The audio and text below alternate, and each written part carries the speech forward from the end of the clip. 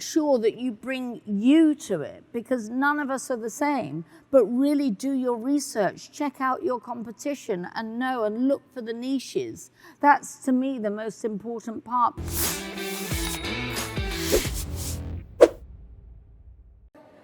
Welcome, welcome. Thanks for having me. Yeah. So, and you just recently had a birthday, I believe. Is that true? I did have a birthday.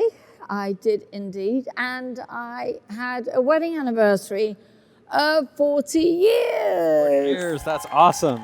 And you know what? I chose not to celebrate my birthday because I figured I'd celebrate my wedding anniversary because it's easier to stay alive than to stay married for 40 years. So, yeah. How did you celebrate? What did you do? Oh, I had a massive party and it was all red rubies because that's what you're supposed to do on your ruby wedding anniversary. And it was beautiful. And I think I just passed out and we didn't consummate the night because that's what happens on your wedding anniversary. You've been around in the entertainment world for a long time, since you were about 13 years old. Yes. So a long time in the industry. What are some of the big takeaways that you'd say you've had for staying in that industry for so long and being continually relevant and reinventing yourself? Wow. It's been a very, very unusual ride. I came to America about 17, 18 years ago. We'd sold out twice our restaurants to a public company in England. Ostensibly, we thought we'd retire. But I think anybody that's here, you have ambition, you have energy, and you have drive, know that you might think that's what you're aiming for, but once you actually get there, it's not what you want to do because you get bored. So then we started again. We moved here and we opened a restaurant which has actually been very famous and worldwide, called Sir, which has been the focus of Vanderpump Rules. It was actually a coincidence because we walked in there and we needed a visa to stay in America. And we just basically said to this guy who had this 30-seater restaurant. I mean, now it's like a 400-seater restaurant. And we said, do you know of any restaurants for sale? And he said, well, I'm looking for a partner. And I'm like, okay. And he said, but I need to move quickly. You know, I'm buying this guy out. So I said, okay, well, I've got the cash in my handbag. So he said, I'm serious. I said, I'm serious. Anyway, we ended up shaking hands that night, and that was the beginning of that story. And we developed that restaurant. We expanded it, and expanded it again. And now it's been on the show kind of worldwide for 10 seasons. We just finished our 10th season. And it's, yeah, I can honestly say it's been a great success. That's awesome. It's not normal for us to have partners. As a rule, Ken and I are pretty kind of autonomous, and we like to work alone, so to speak. But in this case, we needed to invest in a business. And, you know, I don't know whether it's because I'm a narcissist or I believe I like to have complete control, but we had just 51%. So it's a very minute percentage difference, but it makes a difference when it comes to making decisions. So always be aware of that whenever you go into anything, yeah.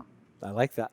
So, and as far as from the entertainment standpoint, you have a lot of people here who are either influencers themselves, trying to build personal brands, or they are working with influencers. Anything that you would say, kind of take away from the experience you've got that would be helpful maybe to either side of that equation?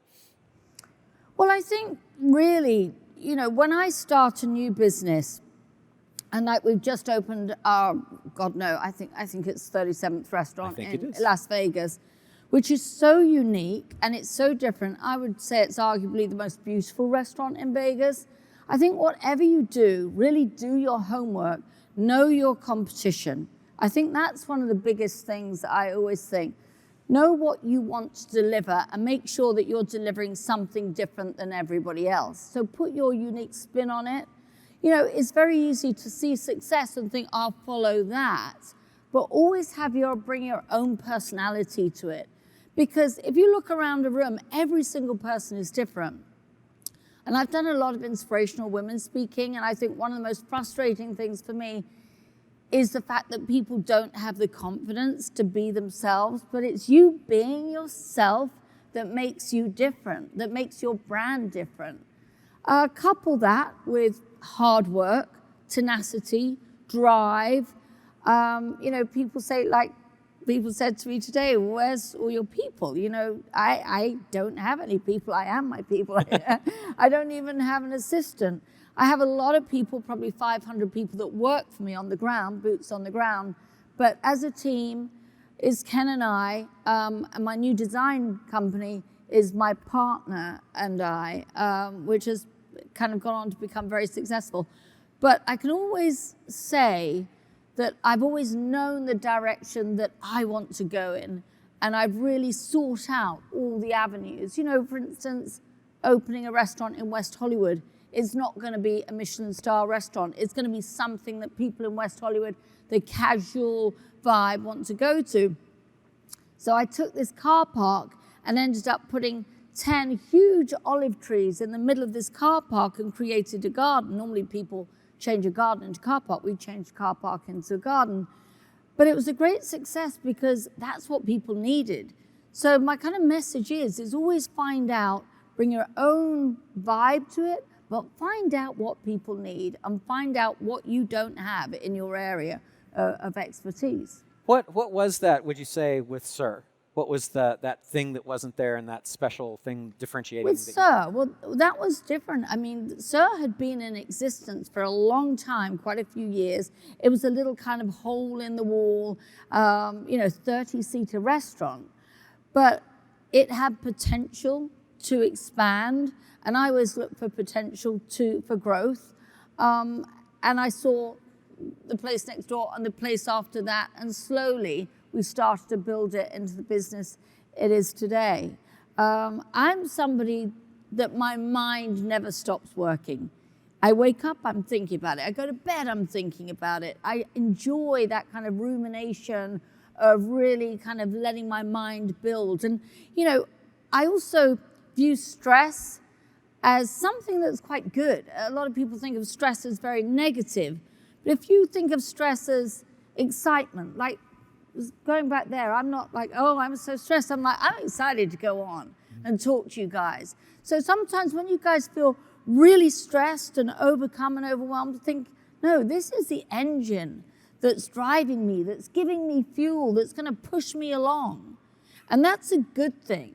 As long as you don't let it get too debilitating, you start shaking and pass out and stuff like that, You have had a long relationship with a lot of different celebrities that I found out when I was... No, I haven't. That makes me sound like an old tart. You have been connected to, right. But you were on the Rolling Star. You went along on the Rolling Stone Stewart. No long relationships there.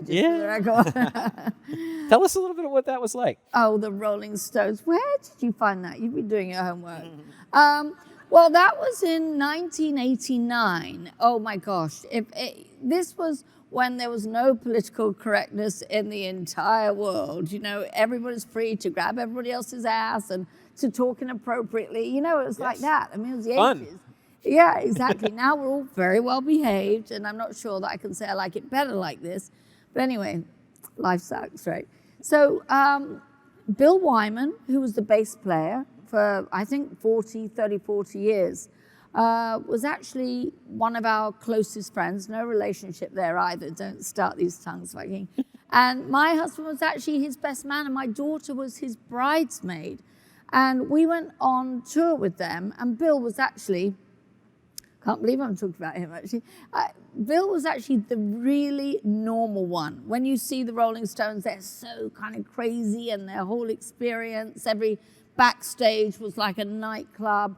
But Bill was the one that would never go by helicopter. He would only drink a vodka and tonic. He would always have an English cup of tea. So he was a very, very down-to-earth one. And he taught me quite a lot. It was 1989, so I was 29 years old. And to see somebody that was at the heights, very pinnacle of their fame, the Rolling Stones have really been second to none. So down to earth, humble, and not kind of at all patronizing how so many celebrities that I've seen are guilty of. He didn't really have a clue. Like if we went into a supermarket, I'd be like, no, it's this way. What are you doing? You're going to pay over there. You know, he was kind of like a little clueless in terms of people managing his life and what he had to do. But he was very, very down to earth. And he taught me a great lesson just about treating people the way you want to be treated. I think that's a big one, and things I see in this life, and especially in the celebrity culture. Simon Cowell said to me, I'm always gracious to everyone I meet because that person will tell 10 people and those 10 people will tell 100 people.